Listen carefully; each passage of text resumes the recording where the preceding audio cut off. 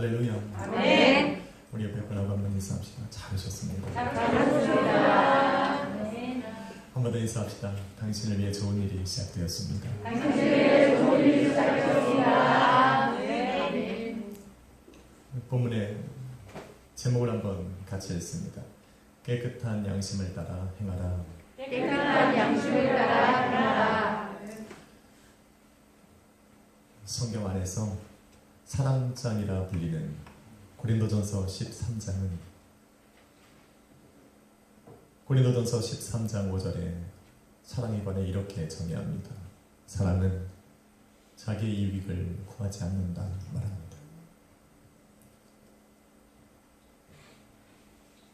자기의 유익만을 위해 살아가는 사람들에게 다른 사람의 유익을 위해서 나의 유익을 포기하고 다른 사람의 유익을 구하고 나의 유익을 구하지 않는 것이 무슨 사랑이냐 생각을 하고 의문을 던집니다.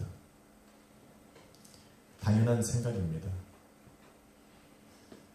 만일 내가 어디에서 와서 무엇 때문에 살며 어디로 가는지를 알지 못하는 사람이라면 이러한 의문을 갖는 것은 당연합니다.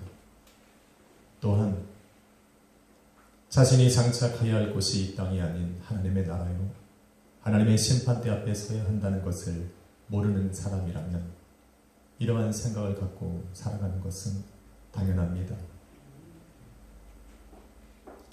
그런데 성경은 분명히 말을 합니다.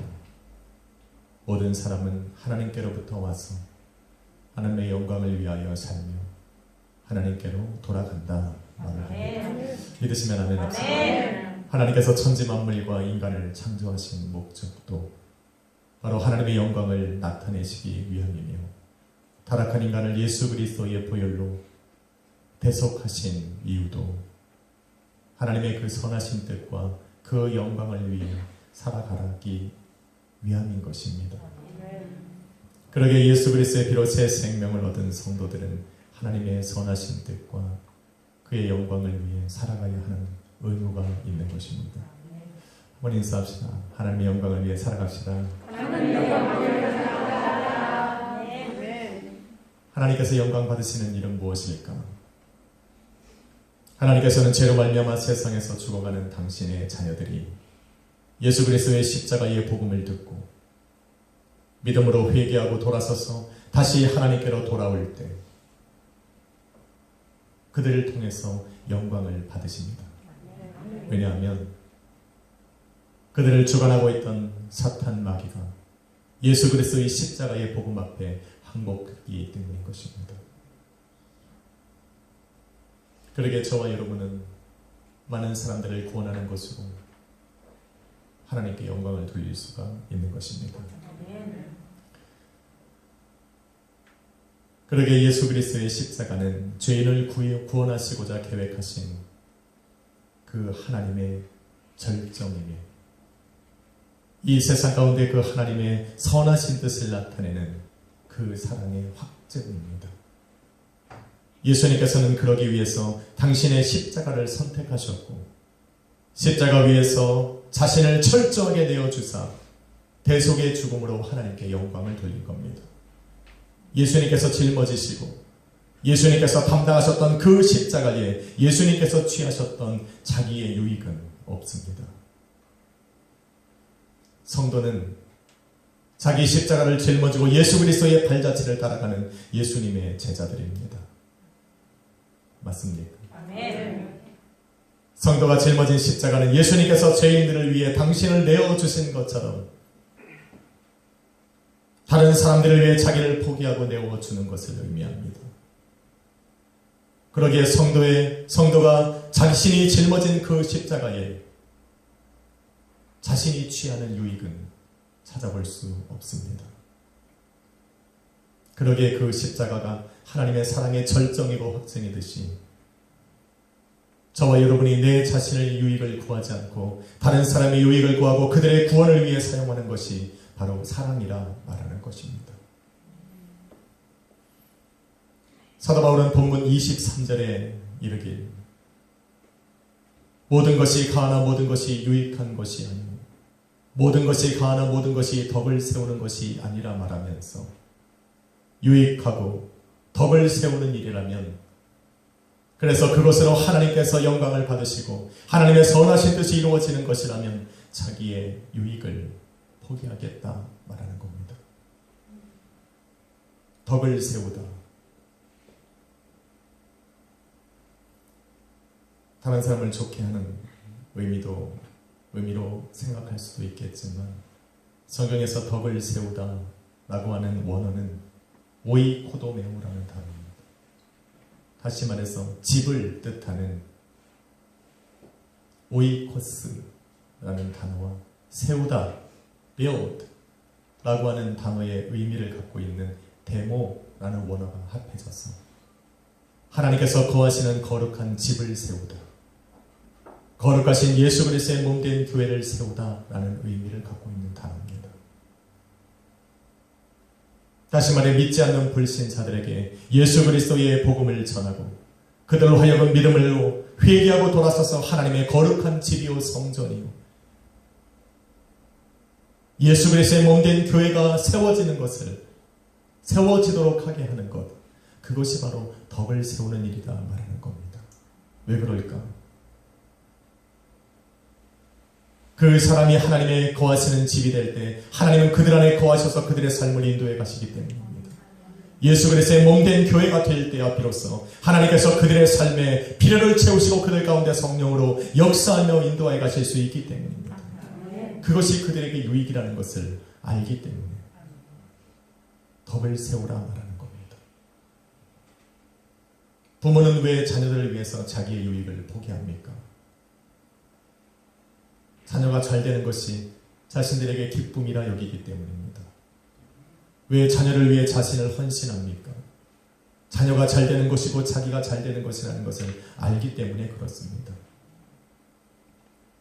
그러게 성도가 어떠한 사람을 하나님의 거룩한 집으로 세우는 것을 자신의 기쁨으로 여긴다면, 만일 그가 예수 그리스도의 몸된 교회가 되는 것이 곧 자기를 세우는 것이라는 것을 알 때 자기의 유익을 구하지 않고 다른 사람의 유익을 구할 수가 있는 것입니다. 할렐루야. 이것을 사랑이라고 말합니다. 바울은 33절에 이르길 자신의 유익을 많은 사람들의 유익과 그들의 구원을 위해 과감하게 포기하겠다 말합니다. 다른 사람을 유익하게 하고 그들로 하여금 구원을 얻게 하여서 하나님께 영광을 올려 드릴 수 있다면 자신이 취할 수 있는 그러한 유익점은 나는 과감하게 내려놓을 수 있다 말하고 있는 겁니다. 말은 쉽지만 정말 어렵습니다. 정말 어렵습니다.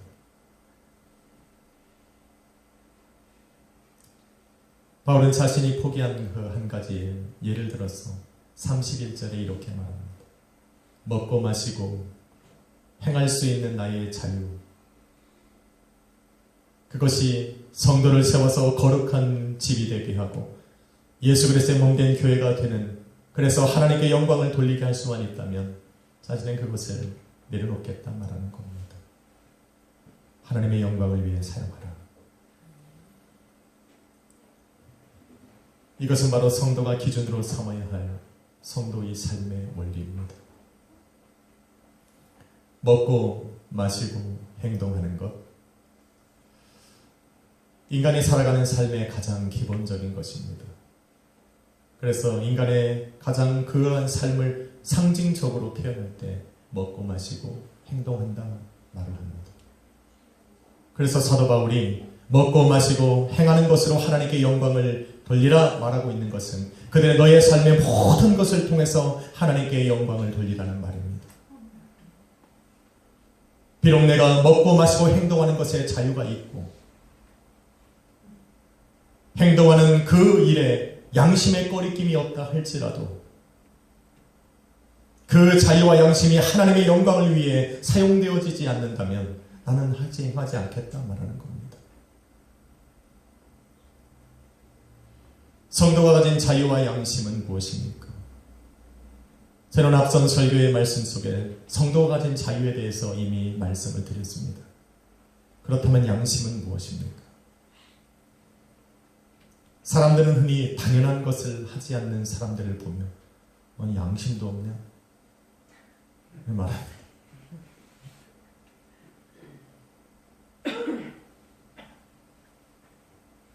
저도 그러한 소리 많이 듣고 삽니다. 당연한 것을 안 하고 살면서. 그래서 많이 회개하고 삽니다.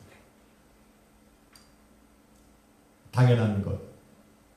그런 것을 하지 않을 때 양심도 없냐? 이렇게 말을 합니다. 왜냐하면 양심은 당연한 것을 알게 하는 기능을 갖고 있기 때문입니다. 여러분의 양심이 그렇다는 겁니다. 그런데 성경은 사람이 가진 양심에 좀 더 무게 있는 역할을 부여합니다. 로마서 2장 15절과 디모데전서 4장 12절에 보면 양심은 선과 악을 판단하는 기능을 갖고 있다 말합니다. 하나님께서 처음 인간을 창조하셨을 때 그들에게 양심을 주셨습니다. 바로 자신을 창조하신 그 하나님께 대하여 인격적인 책임을 갖게 하신 겁니다. 그것은 자신을 창조하신 그 하나님의 선하신 뜻과 하나님의 영광을 위해 살아가는 것이 선이요 당연한 것이라는 것을 알게 하는 기능을 주신 것입니다. 그래서 사람이 하나님과 동행하고 하나님과 함께 거닐 때는 하나님의 선하신 뜻을 따라 살아가고 하나님의 영광을 위해 살아갈 때는 그것을 당연한 것으로 여기고 그것을 선이라고 판단했기에 하나님과 동행할 수 있었습니다. 그런데 디모데전서 4장 12절에 보니 아담과 하와로부터 시작된 죄로 말미암아 인간에게 주어진 그 깨끗한 양심은 화인을 맞고 더럽혀졌다 말을 합니다. 하나님께서 주신 그 깨끗한 양심이 화인을 맞고 더럽혀지는 순간부터 하나님의 선하신 뜻이 아닌 자신의 뜻이 선하다 여기기 시작했고 하나님의 영광을 위해 살아가는 것이 아니라 자신의 영광을 위해 살아가는 것을 당연한 것으로 여기며 살아가게 되었다 말을 합니다. 현재된 것입니다. 바울은 양심의 화인 맞아 더럽혀진 양심으로 살아가고 있는 그 사람들의 삶을 로마서 1장에 기록합니다.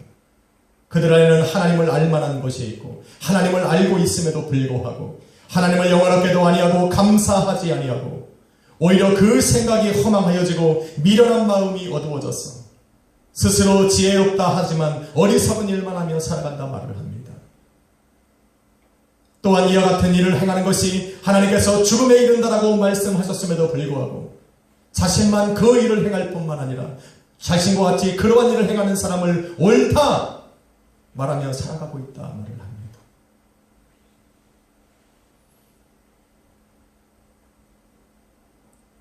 디도서 1장 15절로 16절은 예수 그리스도의 그 십자가의 보혈로 화인 맞고 더럽혀진 그 양심이 다시 깨끗함을 회복하지 않는다면 하나님께서 원하시는 선하신 뜻과 하나님께 영광 돌리는 그러한 일을 하며 살아가지 못한다 말을 합니다.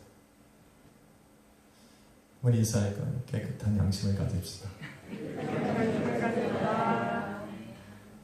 이게 회복되어져야 하나님의 선을 택할 수 있습니다. 하나님을 영화롭게 하는 그 일을 당연한 것으로 여길 수 있습니다.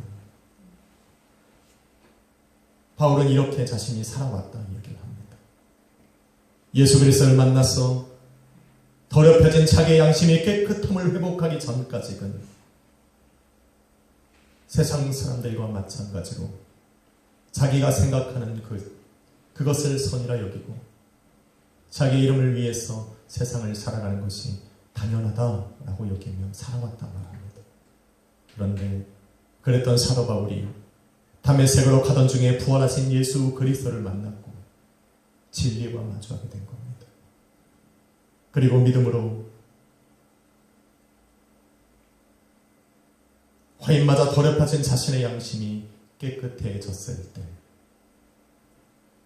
변화되고 깨끗해진 그 바울은 드디어 다시 하나님의 선하신 뜻을 이루고 하나님의 영광을 위해 살아가는 것이 당연하다는 것을 생각하게 된 것입니다. 양심이 회복되어졌기 때문입니다. 다시 말해 많은 사람이 구원받아서 하나님의 거룩한 집이 되고 예수 그리스도의 몸된 교회가 되어서 하나님께 영광을 돌리는 바로 그 일을 하며 살아가는 것이 나를 이 땅에 창조하시고 보내시고 나를 하여금 함께 거하여 가시는 그 하나님을 위해 살아가는 것이라는 것을 당연하게 여기기 시작했다는 겁니다.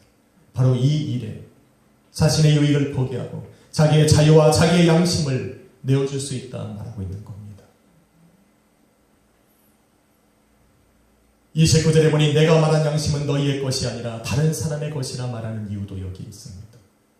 나는 자유하지만 내 양심은 꺼리낌이 없지만 이것은 나를 위해 유익을 위한 것이 아니라 바로 너의 유익을 위한 것이다 말하는 겁니다. 나의 유익만을 위해 나의 자유와 양심을 사용한다면 먹고 마시고 행하는 일에 그 누구의 판단도 두려워하지 않을 겁니다. 더 사람의 말을 내가 신경 쓰지도 않을 것이고 그 사람의 판단에 내가 염려하지도 않을 겁니다. 그런데 새로워진 양심이 깨끗함을 찾고 그리고 하나님의 그 선하신 뜻이 당연하다는 것을 깨닫고 난 후부터는 나의 양심이 나의 자유가 나의 유익을 위한 것이 아닌 다른 사람의 유익과 다른 사람을 구원하기 위해 필요하다는 것을 알게 되었기에 유대인에게나 헬라인에게나 하나님의 교회나 거친 것이 되지 않도록 조심하게 되더라는 겁니다. 그래서 성도의 삶이 조심스러운 겁니다. 나 자유하던 막 하는 거? 너 자유 막 합니까? 먹고 마시는 거에 자유하다고 세상의 것을 다 먹고 마실 수는 없습니다. 내가 행하는 것에 자유함이 있다고 해서 내 원하는 대로 행하는 것이 아니라는 말입니다. 고린도 지역에서는 음식을 먹는 일에 참 조심해야 했습니다. 앞서 말씀드린 대로 고린도 지역은 특히 우상 숭배가 많았던 지역입니다.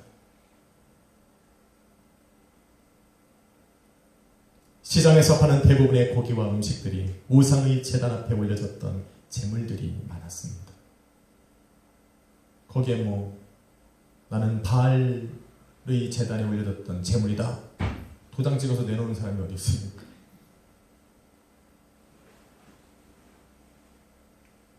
제물이 되었던 그 음식은 그대로 다 소화가 안 되니까 시장에 갔다가 도로 파는 겁니다.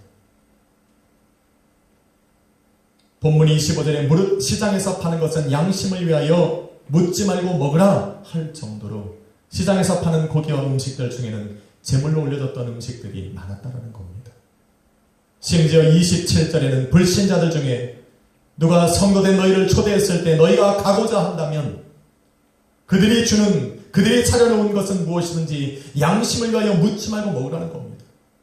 꼬치꼬치 따져서 이건 어디에서 사? 그 루트를 밝혀서 그렇게 하지 말고 그냥 차려놓으면 먹으라는 겁니다.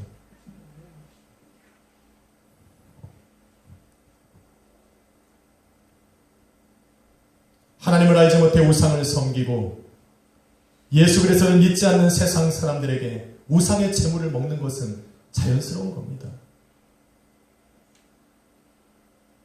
그런데 예수 그리스도를 믿고 하나님의 자녀가 된 저와 여러분에게도 우상의 제물은 아무것도 아닙니다. 왜 그렇습니까? 26절에 기록된 바와 같이 땅과 거기 충만한 것이 모두 주님의 것이기 때문입니다. 아멘. 할렐루야. 아멘. 그게 성도의 자유입니다. 그래서 성도는 그것을 먹어도 우상들이 우리 성도들의 삶에 영향을 줄 수 없다는 것을 우리 성도들은 다 알고 있습니다. 이것이 바로 먹고 마시고 행하는 일에 성도로 하여금 자유하게 하고 양심에 꺼리낌이 없게 하는 힘입니다. 아멘. 할렐루야. 아멘. 실제로 그렇습니다. 그렇다고 모든 음식을 다 먹을 수는 없습니다. 31절에 이르길 그런즉 너희가 먹든지 마시든지 무엇을 행하든지 하나님의 영광을 위하여 하라. 아멘. 이게 조건입니다.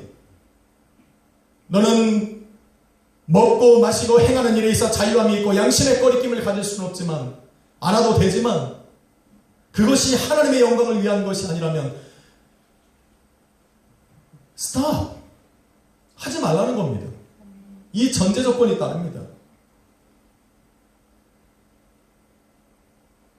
바울은 예를 들어 설명하기를 27절에 만일 믿음이 없는 불신자들 중에 자신이 준비한 음식들이 우상의 제단에 올려졌던 제물이었다는 것을 알고 자신이 초대한 성도들에게 이것이 우상 앞에 드려졌던 제물이라 말하거든 그것을 알게 한 사람과 그 양심을 위하여 먹지 말라고 합니다. 그 사람을 위하여 먹지 말라고 했던 그 이유는 무엇이냐면 그 불신자들은 자신 안에 하나님의 율법이 없고 하나님의 율법을 따라 살아가고 있지는 않지만 그 사람의 양심으로 하나님의 자녀가 되고 예수 그리스도를 믿는 그 성도들이 우상 앞에 올려졌던 제물을 먹는 것이 스스로에게는 양심의 판단이 선 겁니다. 그렇게 하지 말아야겠다. 그래서 그 이야기를 한 겁니다. 그럼에도 불구하고 그 자리에서 냅다 먹으면 그 사람의 양심에 죄를 짓게 하는 것이기 때문에 하지 말라는 겁니다. 또한 양심을 위하여 먹지 말라고 한 것은 하나님의 자녀가 우상의 제물을 먹지 말아야 한다고 한 그 사람의 양심의 판단이 불신자 앞에 있는데 그 불신자 앞에서 하나님의 자녀가 되어서 나는 먹고 마시고 행하는 일에 자유함이 있다 해서 한껏 먹어버리면 그 사람 앞에서 하나님의 영광이 가리기 때문에 그렇습니다. 속지 마십시오. 어떤 장로님들이 데리고 갔어. 믿는 사람 먹어도 돼. 그리고 그냥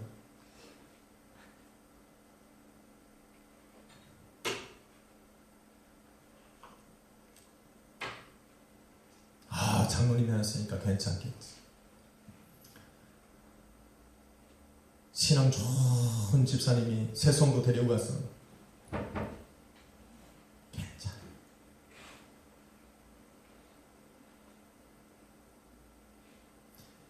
이렇게 하지 말라는 겁니다. 하나님의 영광이 가려진다는 거예요. 그것도 조심스럽게도 안 합니다. 음식점에 사람들 많은데 그냥 또 나름 또 신앙은 있어서 기도하고 마셔요. 제가 빈말이 아닙니다. 전사님들하고 가끔 식당에서 식사를 하는 걸 보면 그런 사람들이 꼭 있습니다. 또 기도는 거룩하게 합니다. 아멘이 없는 거 보니까 경험들이 있으신 것 같기도 하고. 하나님의 영광을 가리게 된다면 비록 우리의 마음속에 먹고 마시고 행하는 일에 자유함이 있다 할지라도 조심하라 말하는 거예요. 조심하라. 세상과 교회가 다르고 불신자와 성도의 삶이 뭔가 달라요. 세상에 속한 사람들이 위급한 상황에 직면했을 때 하나님의 교회를 찾아오고 예수 그리스도의 몸된 교회된 그 성도들을 찾아와서 도움을 청하고 복음을 듣고 구원받을 기회를 얻지 않겠습니까? 세상과 같다면 교회는 이 땅에 필요가 없습니다. 그러게 성도의 양심은 성도의 것이 아닙니다. 먹고 마시고 행할 수 있는 그 자유는 저와 여러분의 것이 아니라 우리를 바라보는 세상의 것입니다. 성도가 자신에게 주어진 자유와 양심을 이렇게 사용할 때 우리에게 주신 자유와 양심으로 하나님께 영광을 올려드릴 수가 있습니다. 사랑하는 성도 여러분,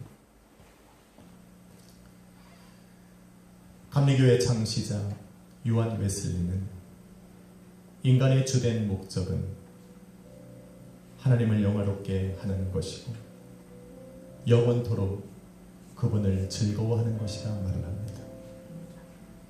하나님께서는 하나님을 영화롭게 하고 영원토록 자기를 즐거워하게 하시도록 모든 사람에게 자유와 깨끗한 양심을 주셨습니다.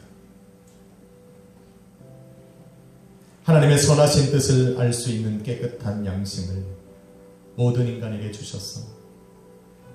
그 선한 양심으로 하나님의 그 선하신 뜻을 감지하여 스스로 그 하나님의 선하신 뜻에 동참할 수 있는 자유를 주신 것입니다. 그러기에 하나님을 영화롭게 하고 그의 선하신 뜻을 이루며 살아가야 할 나의 양심과 자유가 하나님의 교회에, 예수 그리스도의 몸된 교회에 거치는 것이 되거나 또는 세상 사람들에게 복음 전해지는 것을 가로막는 일을 한다면 그렇게 살아가고 있지는 않은지 우린 정말 우리를 돌아봐야 합니다. 저는 끝으로 간증을 하나 하고 마치려고 합니다. 토론토에서 사역을 할 때 저는 대학교에 있는 기독교 서클에 간사로 일을 한 적이 있습니다. 한 30-40명이 모여있는 기독교 동아리에 가서 한 번은 이러한 주제로 토론을 하게 되었습니다.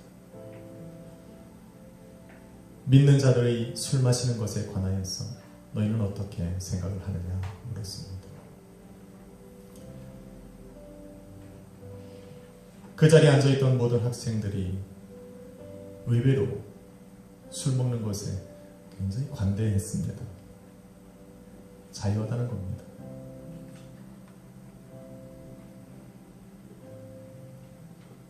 그들 중 몇몇 학생들은 자유한 이유도 말을 합니다. 성도는 술 마시는 것에 자유하기 때문에 자신도 술을 마시는 것과 음식을 먹고 행하는 것에 자유하다. 자기는 양심에 거리낌이 없이 한다. 그러면 된다. 라고 말을 합니다. 더 놀라운 것은 모든 학생들이 동의하고 있다는 겁니다. 이렇게 돌아서 마지막 결론을 내야 되는 저는 당황하기 시작했습니다. 의외의 결과였습니다. 그래서 속으로 기도했습니다. 주여, 한 명만 정말 말씀대로 이야기할 수 있는 그런 기회를 마련해 줄 수 있는 친구가 한 명만 있었으면 좋겠다. 그리고는 계속적으로 듣는데 마지막 제 옆에 이 왼쪽에 앉아있던 그 자매 이름이 김세진입니다. 그 자리에 모여있던 30-40명의 아이들의 이름은 하나도 기억이 안 나는데 그 자매 이름은 기억이 납니다. 그 자매가 지금은 40이 넘어서 집사님이 되어 있습니다.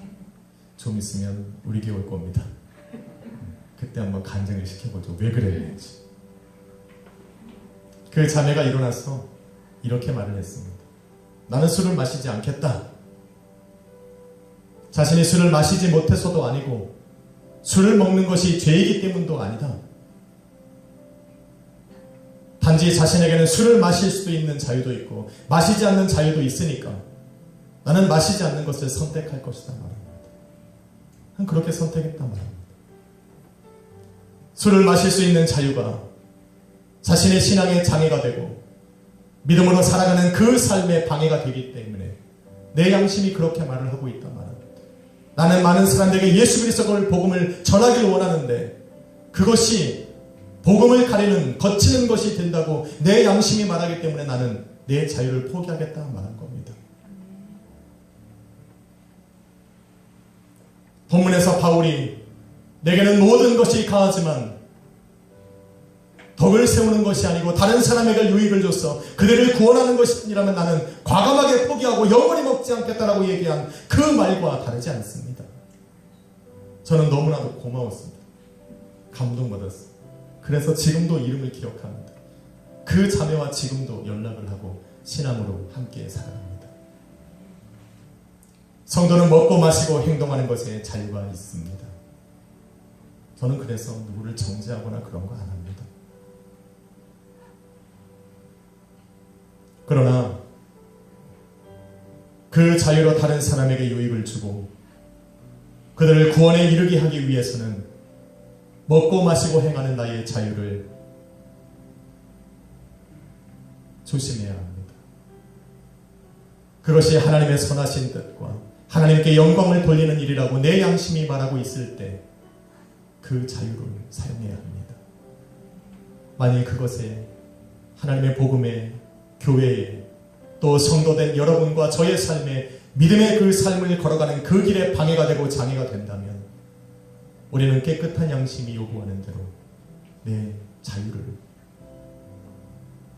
그 안에서 사용해야 합니다.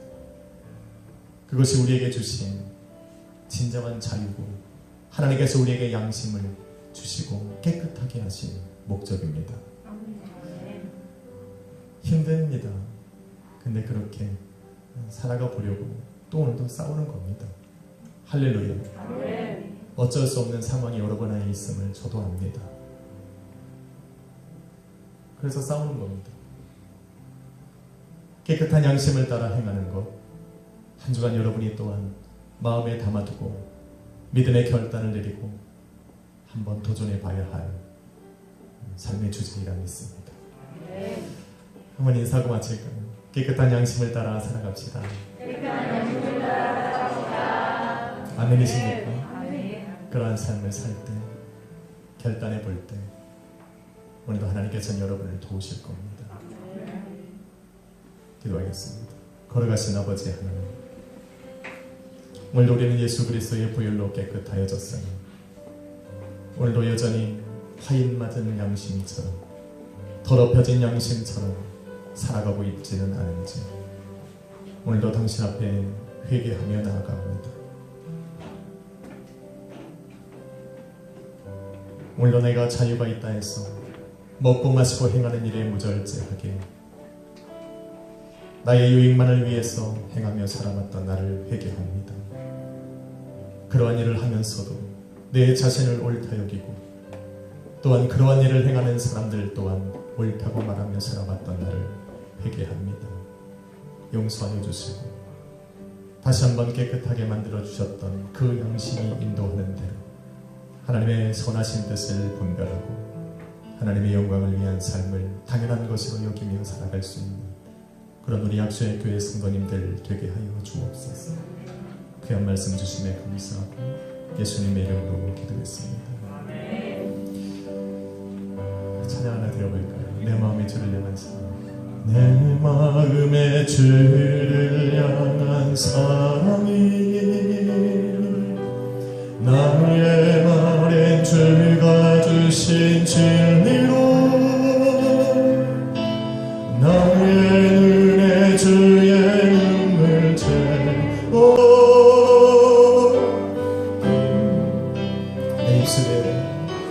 내 입술에 찬양의 향기가 두 손에 인 주를 닮은 섬김이 나의 삶의 주의 흔적 남게 하소서.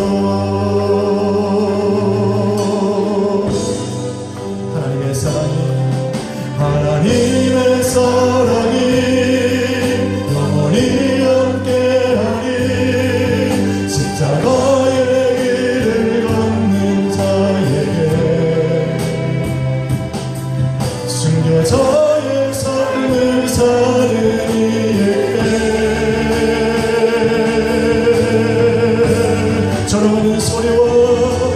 조롱하는 소리와 세상 유혹 속에도 주의 순결한 신부가 되리라.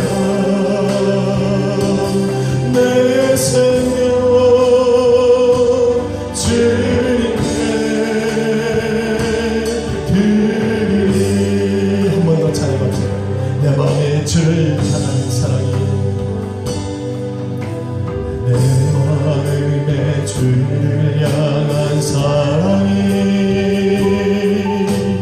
나의 말엔 주가 주신 진리로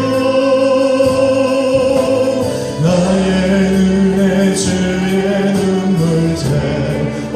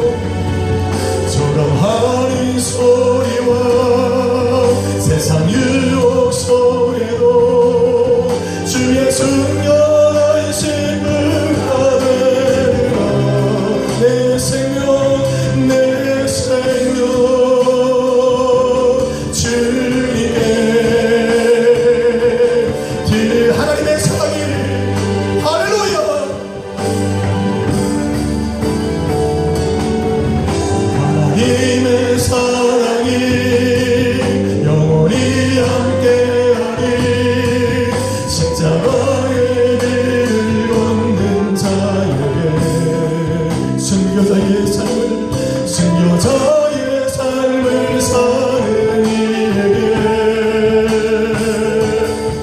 저러가는 소리와 세상 유혹 속에서도 저러하는 소리와 세상 유혹 속에도 주의 순결한 심을 거두리라 내 생명